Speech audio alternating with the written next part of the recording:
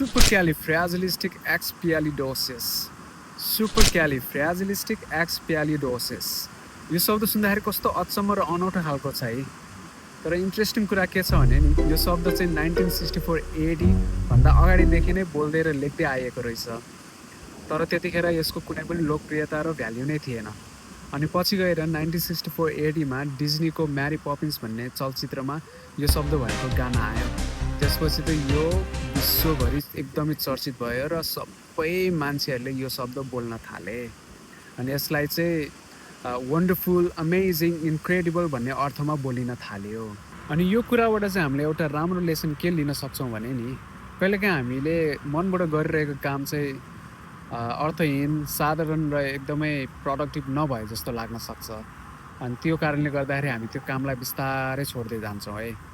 तर याद राख्नुहोस्, सफलता त्यो मोडमा आउँछ जहाँ अधिकांश मानिसहरूले नि प्रयास गर्नै छोडिसकेका हुन्छन्।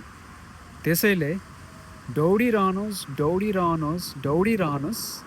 सफलताले तपाईँलाई आफै पछ्याउनेछ है त। चियर्स।